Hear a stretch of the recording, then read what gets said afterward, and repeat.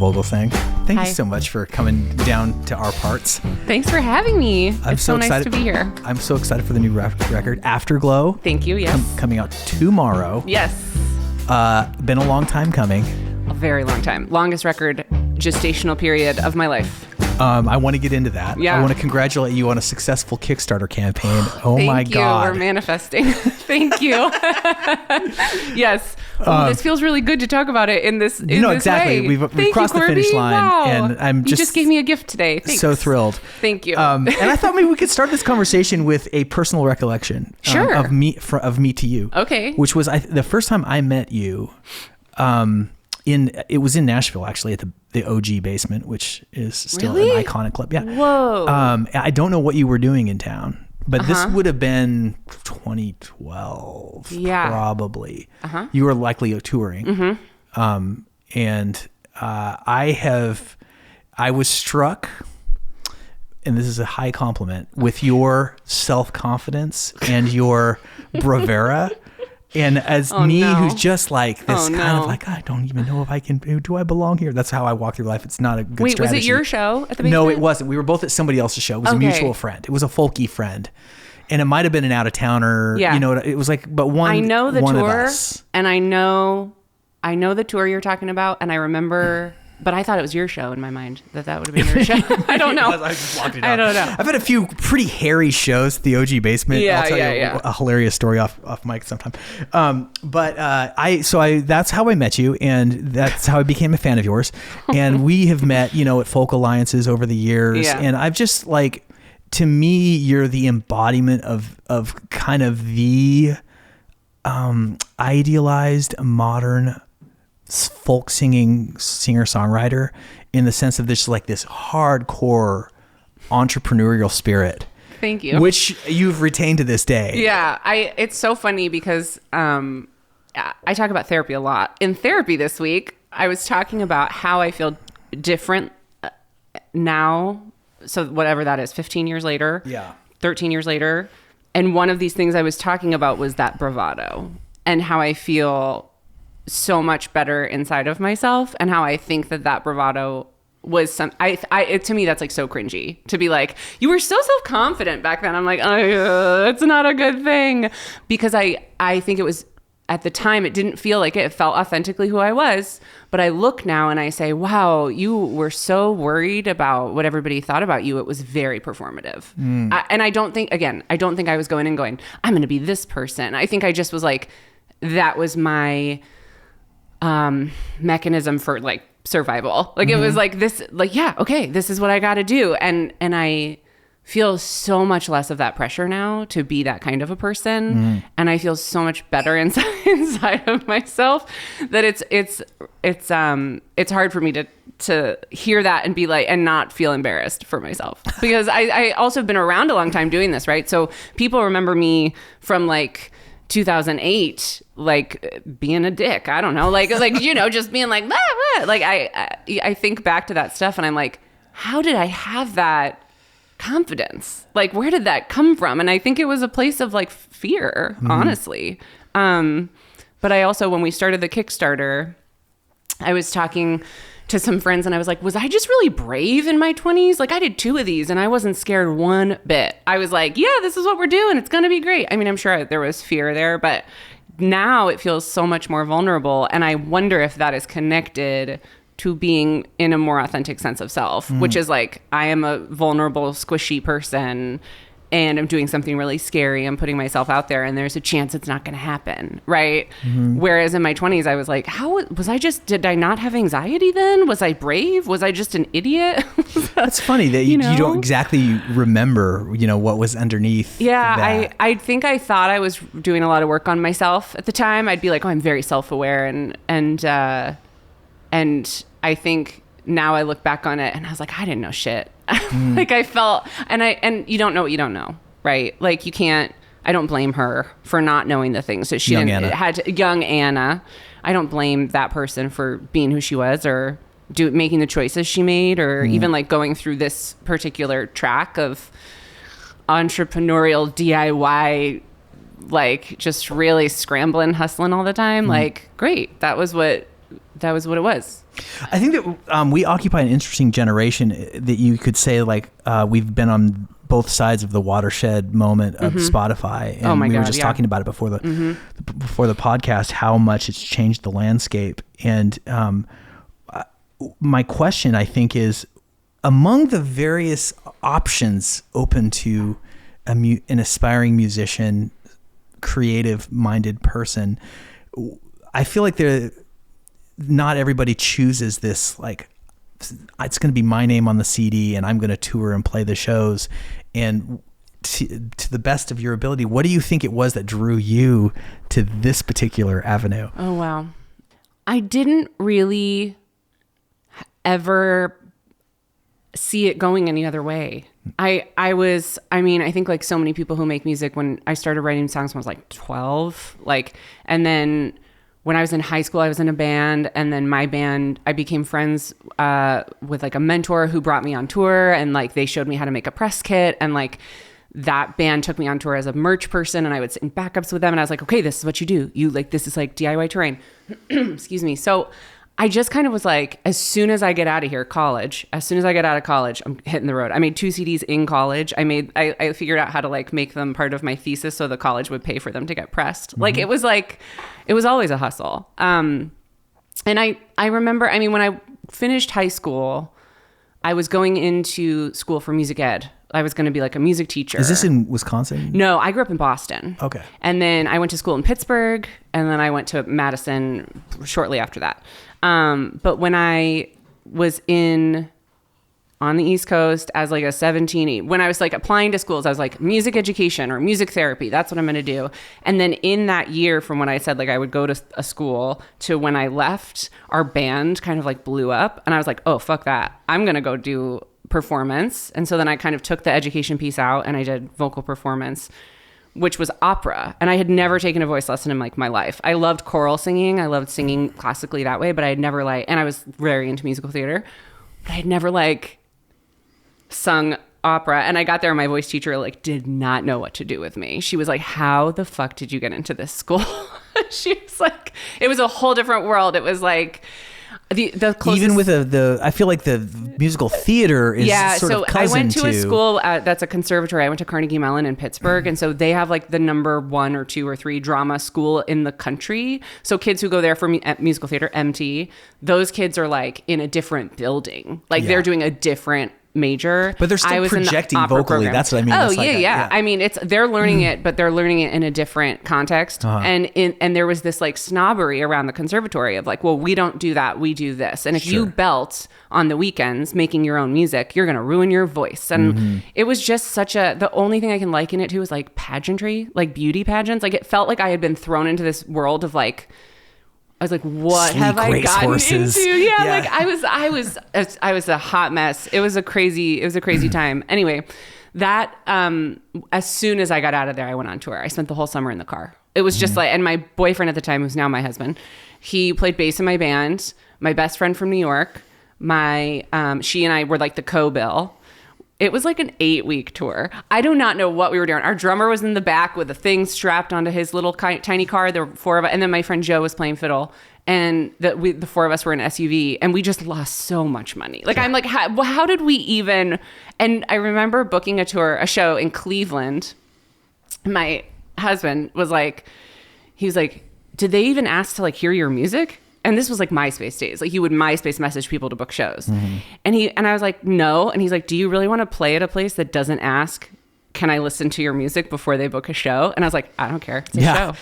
Like, who cares, man? But he was like, is this the way? And, I feel like I just had an interesting phone call last week, and a mentor of mine was like, do you think you would tell your teenage self to do it differently? Do you think you'd be like, because it's hard right now, right? It's like, wow, how do we do this? And my life is different, and I have way different priorities, and I'm trying to figure out where I am in between these two things, right? Meaning motherhood and musician. And that's been the thing for the last 8 years for me, is like, how do I do both? And I feel like I'm figuring it out, and I'm getting there. but it's really fucking hard. And she was like, would you tell your teenage self to do it differently? And I had just seen Ani DeFranco play at Talia Hall the night before, and Todd Sikafus, who plays bass with Ani, has produced my records and has played bass with me, and he's like a dear, sweet friend. So kind of a genius. Oh my God. Yeah. Huge genius. He's one of those, I think him, Tyler Chester, Will Honecker here, they're like bass and keys guys who like have this like, they can sit down at the piano and like do this crazy shit. And then also they're holding it down on bass. They're like my favorite kind of geniuses. When I met Will, I was like, oh, you're this kind of guy. Like you're Todd, Tyler, Will, all to me live in this like space. I'm like, how do you, the magician space. I'm like, I don't even, but Todd is a deep friend, and over the many years that he and I have been friends, I've gotten to know Ani. And I was like, I had just seen them the night before, and I was like, if you told my teenage self that she lived in a world where she was like friends with Ani DeFranco, she would be like, absolutely, lead me to it. Like she would be so proud of me. That teenager would be like, that's the dream. What? She knows who I am? Like, you know, like, or it's like meeting your heroes. And then you like kind of turn around and look back and you're like, oh man, like I'm in a space with peers where I feel like I need that reminder from my young self of like, oh, you're fucking doing it. Like that's what I wanted. So is the answer to the question, no, I wouldn't give my teenage self? Listen, I don't know the answer to that question. I think that I would have done Madison really differently. Madison, Wisconsin, when I lived there. I think I would have built, I just really hoofed it all over the east, like east of the Mississippi, just over and over and over. I think I would have like built it regionally first. I think it would have made more sense to like go slowly out in circles. And instead I just kept doing this giant loop. And I built like little pockets and places that were awesome. And I still have people all over the country that I love, but it's like 6 people in Knoxville, Tennessee is very different than like 600 people in your hometown show. Like, and it just, you know, I think I was just really trying to go cast the net and I didn't know otherwise. I hear that. Yeah. And I wonder also if there's something about the kinetic energy of touring, of just being in motion. Yeah. Because this is something that animated my choice to do a very similar, my version of that. Yeah. Which was just like, I want to know what it's like to be sick of touring. That was my goal, you know, from 22 to 37 when I was finally kind of sick of touring a little bit. Yeah. But part of that was just like, I don't want to wait for the email to come back or like get everybody to the hometown show hoping that the booking agent comes and like play the game that way. And basically I didn't want to put the onus on somebody else to decide whether or not I had the right to play music for a living. Yeah. I was like, I have the right. It's so empowering. I think I would always come home from tour and have this kind of like bounce back depression of like, oh my God, like what am I doing? And my friends would always be like, well, you were just out like living your best self for 8 weeks or 6 weeks or 4 weeks. And now you're home and you're like doing laundry. You know, it's like, it was a harsh whiplash. And I always felt, I think in some ways that was the same for me. I don't think I had thought about it that much. I thought of myself as like I'm a business person. Like I have to run a small business, but also I was like, get me on the road. I just loved it. Yeah. And, you know, when I moved to LA, I was so itchy for the first couple months because I was like, and I said to... This is, just to put the timeline there, this was long after you were married now and had kids when you moved to LA. No. I had my son in LA. So the timeline is college to a quick year in Chicago, where my fellow moved to Madison, so long distance for a year, moved up to be with him. We got married 5 years later. And then 4 years after that... we moved to Los Angeles together. He had a postdoc there. So I know a lot of musicians who are married to people in academia, and it's kind of this like dream situation other than the money because, you know, they're off in the summers. They have this not a very non-traditional work schedule in the week. Like it's like, oh, I teach 2 days a week and I have meetings at these nights or whatever. So I did not, when we left Madison, it was kind of a high point in my Madison career, my hometown career. I built this thing. I could play really great shows. I was being asked to open for national acts a lot. I was like, big fish, little pond. It felt good. And I left like kicking and screaming. I was like, I hate LA. LA sucks. LA's the worst.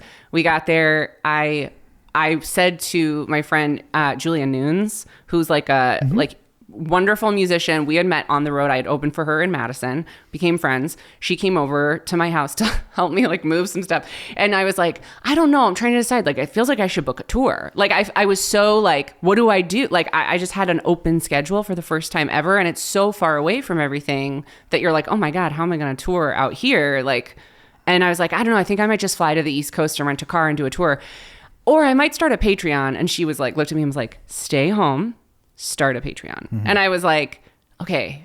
She's like, you don't have to leave. Like, this had been like 18? This is 17. No, I'm sorry, 16. Mm-hmm. This was 16. You were an early adopter. I was. And so, me too. Yeah, I jumped in. Well. I know it did. I mean, I just was like, okay, I'm going to try, and that was the first, to me, it was like a pivot away from obviously touring, but also Kickstarter or like doing these kind of like big, it was like, oh, this is a slow burn. Like this is a long career. And I have to figure out which pocket am I going to feed right now?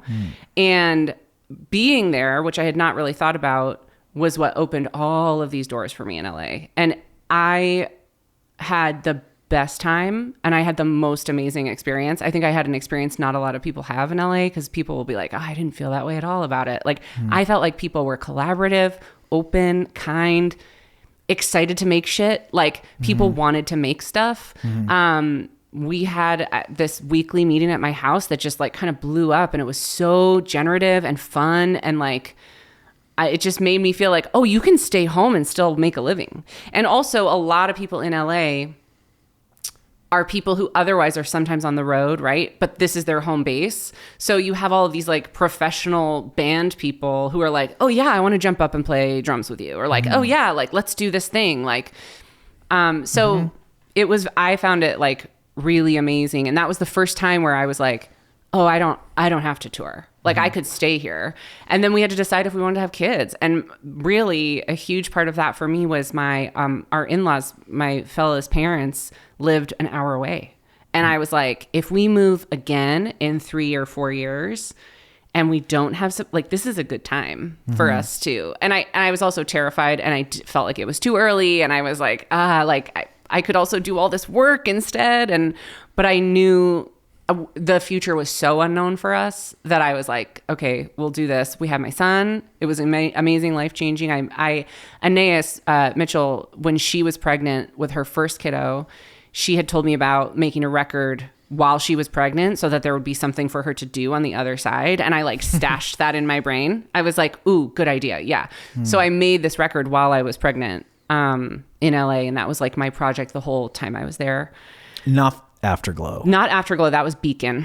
And that Tyler Chester produced that. And it was me and Tyler and Jay Belleros in a room. And it was like my dream. I was like, how am I making my dream record right now? Like I just showed up and met these guys at a bar at a gig of a friend of mine. And everyone was like, oh yeah, let's do it. We like, it felt like magic. I just couldn't, I felt very among my weird creative people there.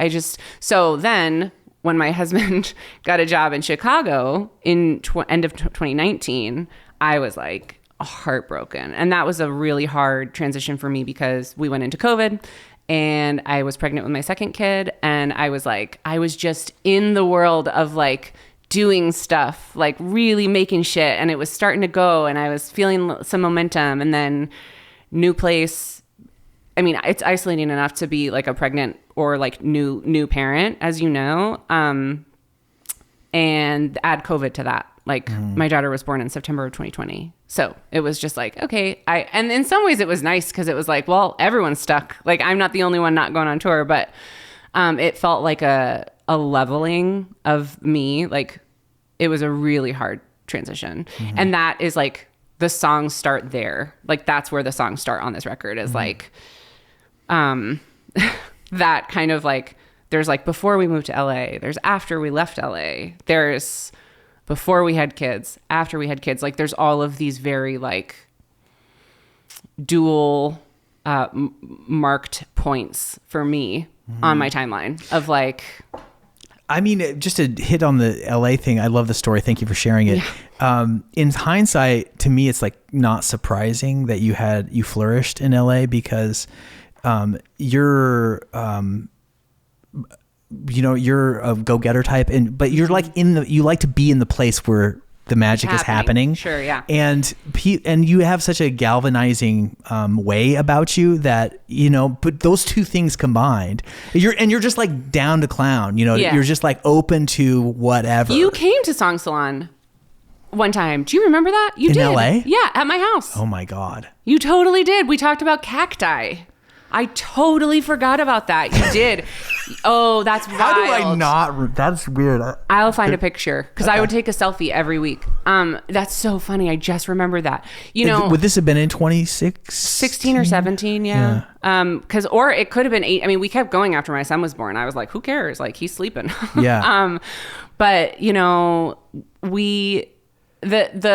yeah, I am like absolutely down to like, I just want to be making shit. I want to be in a creative flow. I want to be with people. Like I'm absolutely, I'm like I'm an extroverted introvert, I think. Like I do get energy from being around people. And then I also hit like my wall and I'm like, I need to be alone, which I didn't realize until very recently.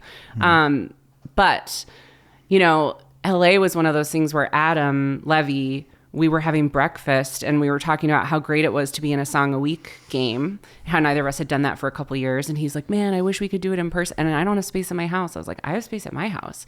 And it felt like, I just said this last week, but I feel like everything good that happened to me in Los Angeles was because of Adam Levy. Like he was like this fairy godmother of like introductions or maybe it was like Emperor's New Clothes in my mind, but having him co-sign on like this song thing, I was like, oh, if Adam does it, people will come. And then they did.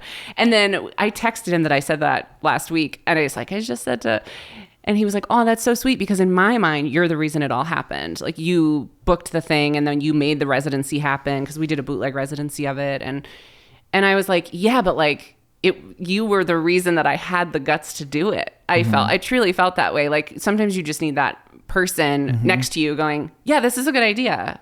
And it changed everything. No, absolutely. I mean, he is a fairy godmother type, and like put me firmly in the Adam Levy fan club. I just love that guy's talent, spirit, stick to itiveness. It's just, he's a lifer, you know, in the sense that you're a lifer. And I aspire to be one. There's a story about lifers on this record, which is that in the notes, it says to Anthony, thank you for bringing these songs to life with me, and thank you for calling me a lifer. Because we had this, I was talking to Joe Pug at a show.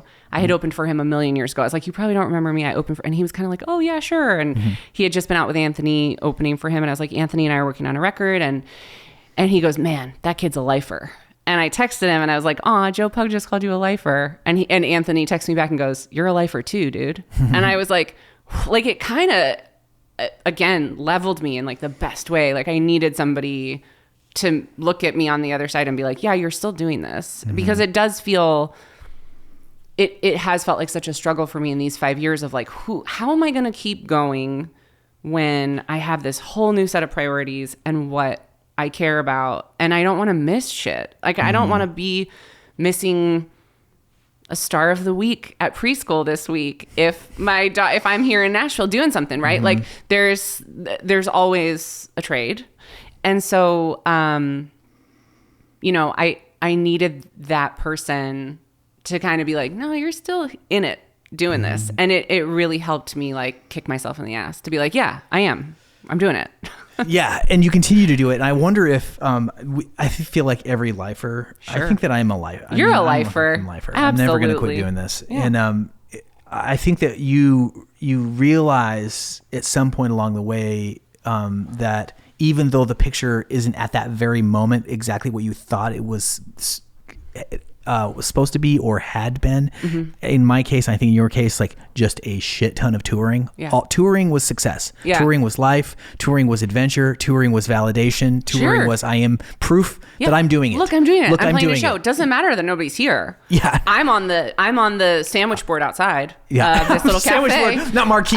Sandwich board. I'm on the sandwich board at this, whatever, and there's some people ordering coffee and they're listening. So, I mean, and of course it changed as time went on. But like you think about the early days where you're like, holy shit, and how many couches I slept on, and like totally. how how did my body like survive this insane lifestyle? Well, and so absent that, all of a sudden you're home with your alone in your apartment or with your children, and you're like not on tour, and you don't have any. I remember the first time I didn't have any shows on my website. Oh yeah. The crisis of confidence that was.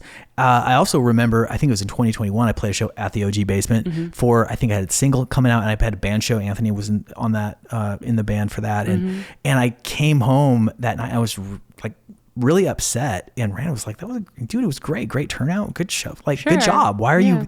And I was like, I don't know when the next time I'm going to play a band show is. And there's going to be a point in my life where I played my last full band show, and that might be it. And she was just like, she was like broke out laughing, and I was like not in a mood. No, for sure. For laughter. I had and in hindsight, I mean, that was like 4 years ago, and there were 4 years where I didn't play a band show, really, right? And I didn't even play shows, and I was working on other stuff. But the work changes, right? Like it's not like you weren't working, right? And I think that that's what's so hard to get good with yourself is like even when I was setting up the Kickstarter, I sent a voice memo of the script to a friend of mine. And I was like, can you help me? Like, what do you think? And there were a couple things that she helped me tighten up or anything. But she was like, at the beginning, when you say I wrote 144 songs, I'm like, okay, she's working. Like, it's not like you had kids and you were like, I'm going to take a 5-year break. You were like doing the work. It just looked really different. And I was like, oh yeah, I guess that is what that says about me. I hadn't thought about it that way. I was just trying to say this to me is why these songs are important, because there were so many, and this is like every song fit into this through line that came off of like out of this giant pile of songs, right? And I didn't work that way before. Even I did. I mean, Adam and I having a song a week thing, that record Beacon came out that way because that was from all of the songwriting things. And so, but before, I would say 2014, I did like a song a week thing. That was the first time I'd ever tried anything like that. It was like in the folk alliance world. Every song I wrote made it on a record. I don't know how you started out, but when I started out, it was like every song was this like precious gem. It had to go on the record. I was not great at editing. And I like my first 4 records I'm embarrassed of. I'm like, how did I have the balls to just be like, and now I'm going to come play at your coffee shop in Petersboro. Like, what, where did that come from? Relate. Yeah. The weird, insane confidence. And like maybe it's youth and it's whatever, but I hit like once I started treating it like a craft that I knew I could get. I mean, my songs got better because I was doing it so much, and my performances got better and my playing got better. But once I hit that year where I wrote a song a week for the first time in 2014, I was like, oh, okay. Like there is a different way to go about this. And it's bringing some really interesting stuff out that I wouldn't have written otherwise, because it wasn't about feelings, place of pain. Here's a song about it. Like it was like, I'm actually having a really good week. What am I going to write about? And then it's like, oh, well, I have to write about this prompt. And then I would do it. And then some of those songs made it on a record. And then, so I think that for me, that was a big turning point to look at the work as the writing instead of the touring. And I didn't stop touring. Like, I mean, I don't even feel like I stopped touring, but we moved to LA, like I said, end of 16 or middle of 16, actually. I did a big tour summer of 16 for the release of Hiker. And then we moved. And again, I was the same way. I had nothing on the schedule for the fall, because I was like, what's it going to be like when we get to Los Angeles? I don't know. And it was scary as shit. And that's when Adam was like, what if we did this song a week? And I was like, yes, give me a job, give me a thing. And then that became the work, You talked about a huge pile of songs that you pulled from for this album. And I'm so curious, because I don't write a ton of songs. There's definitely many songs I haven't recorded that weren't that great. But if I fall in love with a song after I write it, and usually that's pretty clear whether or not that's happened shortly after, it's on a record. Sure. So having been a person who's never had 140 plus songs to choose from for an album, how did you cull those? I have the same thing, which is like some of them come really fast and they're not some of them are, so I'm in Matt, the electrician's song game. So it's an email that goes out once a week. We all owe a song by Friday at midnight. You know, everybody on the list, like it's all folky folks. And he gives us a prompt every week, a title. And again, this is like, I was like, I'm never going to be that kind of writer. I only write what's true, like blah, blah, blah. It has been the best exercise in accountability I joined in February of 2020. Like, not knowing what was coming, just, I saw him at Folk Alliance. Laura Cortese was standing there and she was like, oh, Matt's game. And I was like, ooh, Matt, I just moved and I used to have this thing in LA and now I don't have it. Like, I would love to, he put me on. And then that was the beginning of that kind of process for me. When the songs come so there's a song on the record that I wrote while I was literally nursing my daughter, who was very newborn, at bedtime. And the prompt that week was Strange Shape. And it was a Friday night and I was putting her to bed and I knew that the prompt was Strange Shape. And I turned on my voice memos and I sang the entire first verse of the song. And then I could hear, and then I often do this, I'll sing the guitar part into my phone. Like, I could hear what I wanted the guitar part to be. It came as this, like, I put her to bed, I went downstairs, I turned on the voice memo, I got my guitar, I figured it out, I finished the song. That's on the record. Like, that one of those is like, oh, well, great. There are some songs on the record that, so I think, sorry, I'm not really answering your question. To cull down at the beginning, there were songs in the mix that I loved. And then there were like songs in the mix, and I would say there were probably 25 or 30 that I felt like were contenders. And so some of those were like Stardust, which like just whoosh, came out from the universe. And some of them were things that I had worked on to a prompt that I was like, this has a lot of potential. And I love this melody or I love this hook, but it's not all the way there. So I did a round of edits on a bunch of songs, which again, something that's pretty new for me. I never used to look at things like, ooh, I could edit this and make it better. It was just like, well, this is the song. So I did a bunch of edits. Anthony then and I got on a call and we had already started the record at that point because I thought we were just going to do one song. And then I was like, actually, let's do an EP and do 4 songs. And I was like, actually, let's just make a record. So we had already started that process because we had 4 songs chosen for the first, what we thought was an EP. And then I sent him the like 25 others. And I was like, can you give a listen? I have ideas, but I want to hear your ideas. And he picked probably 2 songs that I wouldn't have. And we had conversations about it where I was like, what do you think about? And he's like, oh, this one line, this bridge got me, this pre-chorus got me. Like, and that was really awesome to have a collaborator who knows, as you know, and like knows songs inside and out and knows me really well and has known me for 20 years. And so for him to go, oh, this is it. I was like, okay, I trust you. And then we got to build on that together. And I think it has to be a collaborative process. I mean, I think if you're sitting on a pile of 144 songs by yourself and you're like, I'm going to self-produce a record, you're too in the woods. Like you're just inside of it. You need somebody else to that's how I did Hiker too. Todd picked those songs out of a big pile of songs. And I had ideas about what I wanted to use or whatever.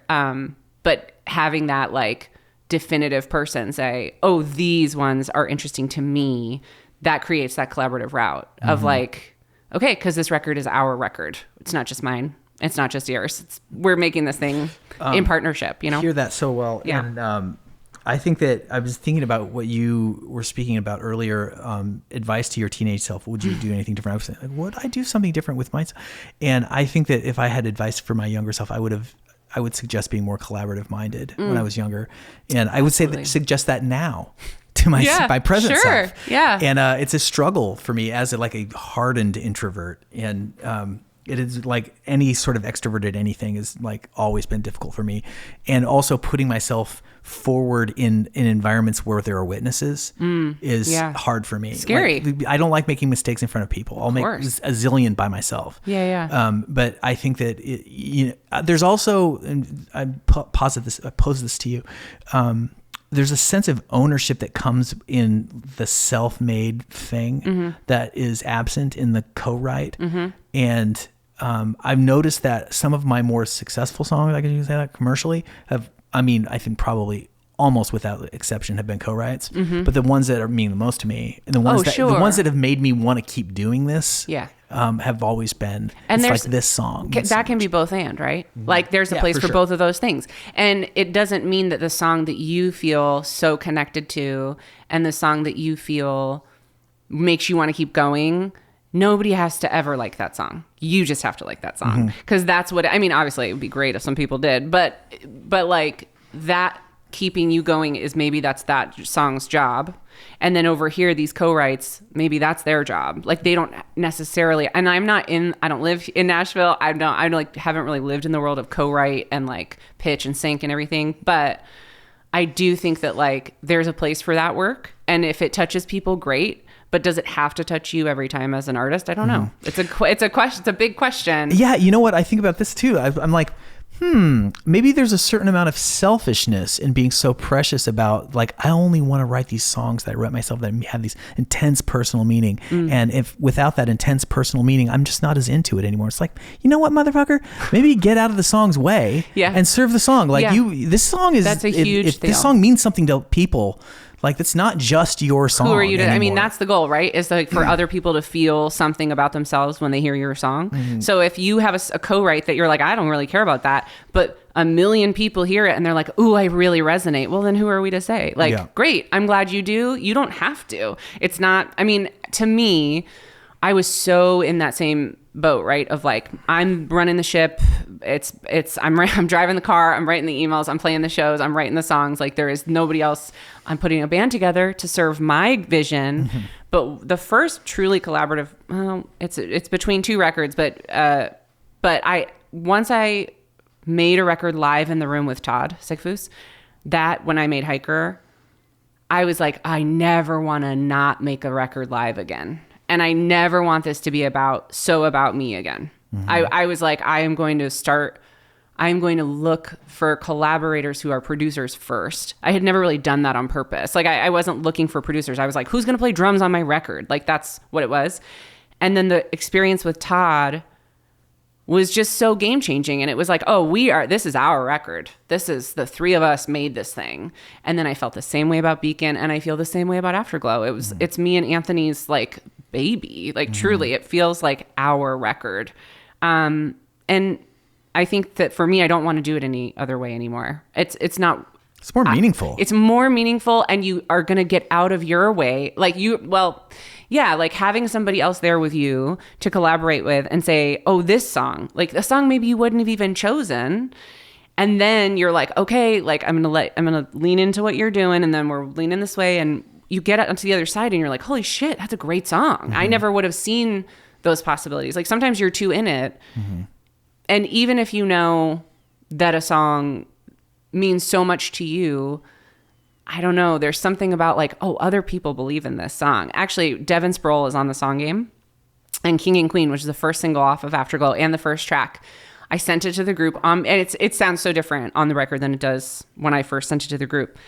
And Dev wrote an email to everyone and was like, holy shit, you guys, Anna's song, this is crazy. Like, have you, like, because we all email each other. You don't listen to everybody. You try to listen to everybody, or you catch up later or whatever. But she just said something like, you guys, Anna's song is really good this week. Like, Anna, this is so awesome. And it was like the one little shove I needed to be like, oh, I'm going to put this into my set. And I started playing it live. And then I was getting so much feedback from people who had seen me play a lot, being like, that one song, that one's really like interesting and it's different for you. And I was like, okay, like, but I wouldn't have thought that about it myself. I would have just been like, I don't know, it's another one I wrote for whatever, for this game. And then you get these little bits of feedback. And then now I feel so in it, and I feel so connected to it because it's taken on a different shape for me of what it was about initially versus what it's about now too. Maybe this isn't a good opportunity for you to perhaps play one live. Yeah, in the studio. I would love to. Do you want to set it up? Yeah. Okay. So I said when I walked in, I didn't really think about it. I was like, oh, I'm doing Korby's podcast. I'm just going to play Small Dreams. I didn't really think about like, should it be this one? Should it be this one? I think because I know through the internet and the ether that you have a new baby. And to me, when I wrote, this song was a song that spilled out. it really is. It's like the last side on the flip of the record it's the 6th track. So it's the last song on the A side of the record. And it's really about this. To me, it like encompasses the whole album, and it's not just about kids. And that's been a tricky thing. 'Cause I'm like, yes, it's about other things, but this kid thing really changes you, as you know, right? Game changer. And so trying to explain that, and then looking back, I think when we're looking forward, we're doing so much looking back, right? And so looking back on my career, on why did I have this need to tour? I mean, that's like the whole second verse is that. So for me, this one is really all encompassing of the record itself, of like before kids and after kids. Before, like this, it's almost like letting your priorities change, being okay with letting your expectations of things change, priorities change, and then reassessing and saying, okay, where am I now? Where am I coming from? So that I think is Small Dreams. Let's hear it.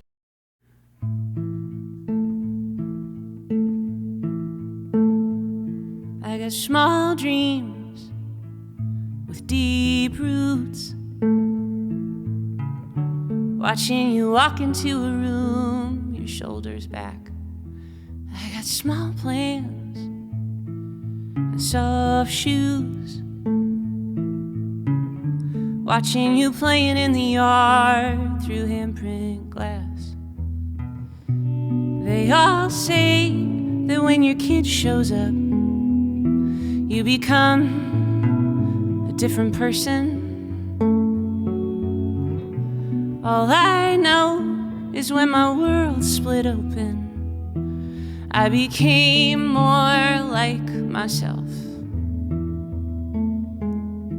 I had big dreams with hard roots. Wanted to carve my name into the burning ground. I had big plans and tall shoes, feeding the wanton wolf each time I left the house. They all say that every 7 years you become a different person.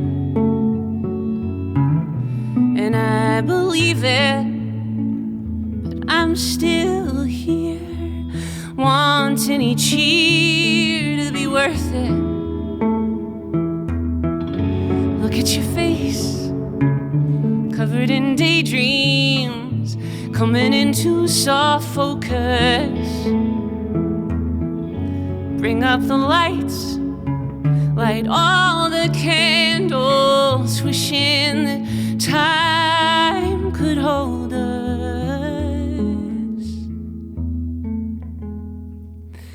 I got small dreams and small hands,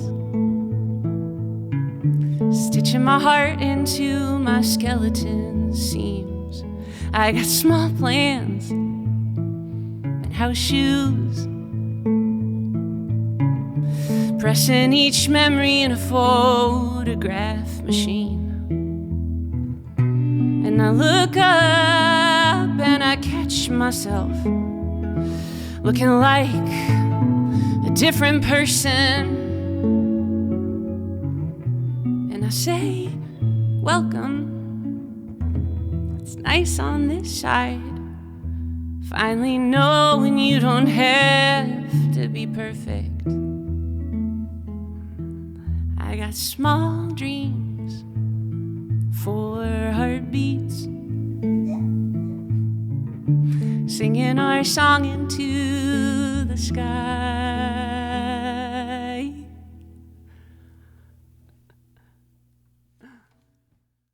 That was beautiful, and it touched my heart, and I can absolutely relate. Sure. You're a grizzled veteran at this point. You've gotten used to it. I'm still adjusting to the sleep schedule. Oh, totally. But I will say that from where I'm at, that the perspective change, and there's a line in there about becoming more yourself. Yeah. Having having had a child, you were surprised to find that you were more yourself, and that is an unexpected development. Yeah. And I will say that I have my own version of that, which is this. There's something that's gotten more fun about music and creativity in general, because it's not a self-defining activity, or it's not like how I don't identify in the same way as like this guy who makes stuff. Sure. What is that all about anyway? You know? Yeah. It's just something I enjoy doing because this person that's at the center of our lives now, my wife and I's, is much more important. Yeah. I mean, you would, if you had to drop the career, you'd drop the I would drop the career Yeah, exactly. in 1 second. Totally. And never before kids for me would I have done that. Would I have said, oh yeah, if you asked me to make a choice, like I didn't expect it. I mean, I expected I would love my kids, but it really just split the ocean for me. It was like, that was the moment. He was born and I was like, well, none of that matters.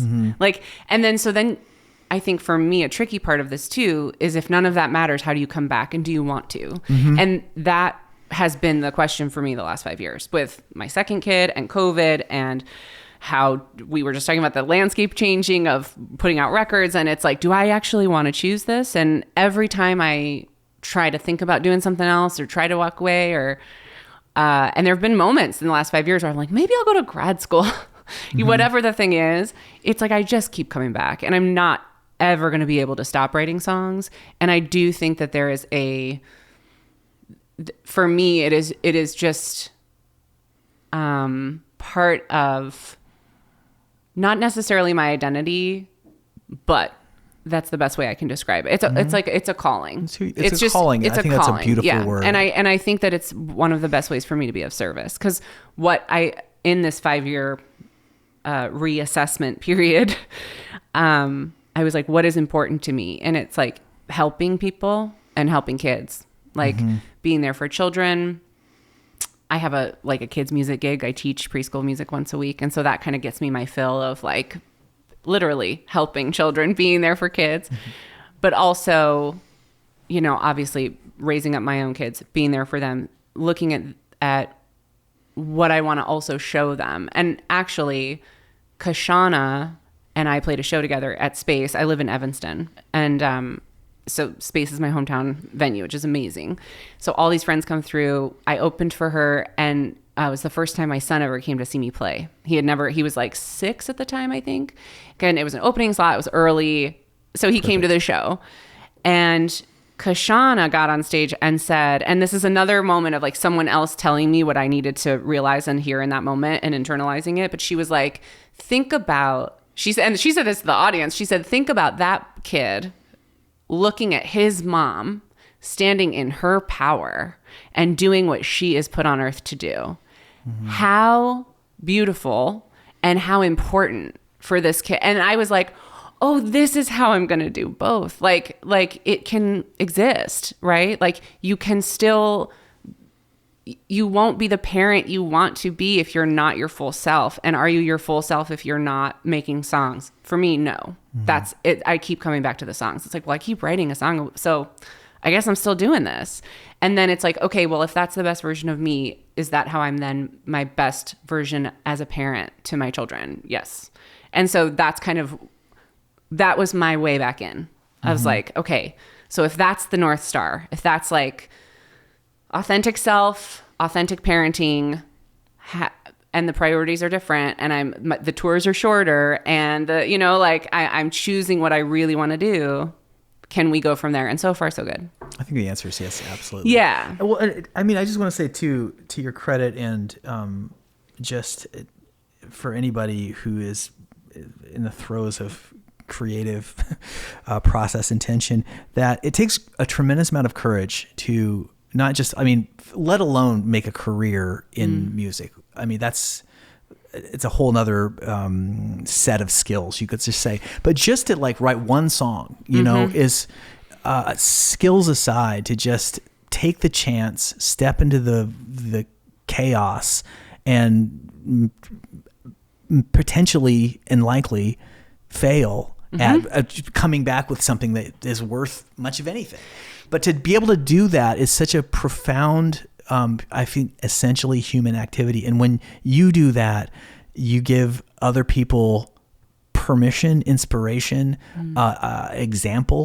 an example of doing that. And I think that the world is in desperate need of people being willing to be vulnerable unto themselves for its own sake. I agree. So I applaud you. Thank you. And I could talk to you for 2 more hours. Yeah, it's I was about to be like, do you know this quote? And then I was like, that's too long. No, what's the quote? What's the quote? Okay. So I teach a lot of creativity workshops, which talks about exactly this. Like everybody can write a song. This is accessible to all of us. And how do you get into flow and yada, yada, yada.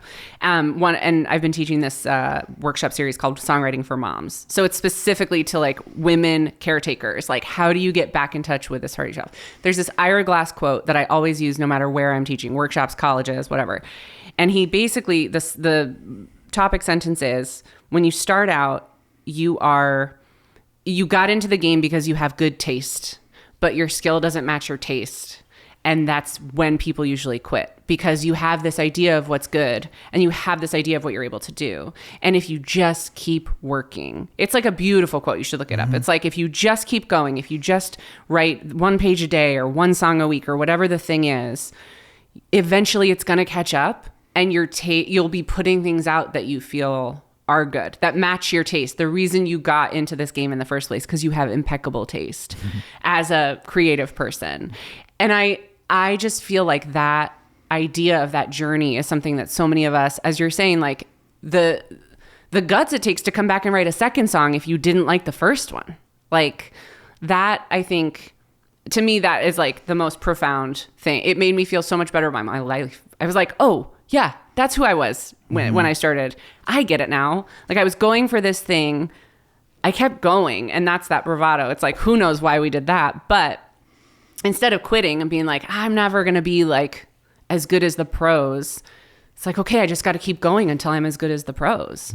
And then, you find yourself more manifesting. Hanging out with Andy DeFranco. You realize exactly. like, well, at some point I became one of us. Yeah, truly. What a reward. Andy Vogelzang, congrats on the new record. Thank you so much. I think it's Thanks wonderful. for having me. Thank you. This has been a true joy. Yeah, same. And I can't wait to watch what happens next. Thank you.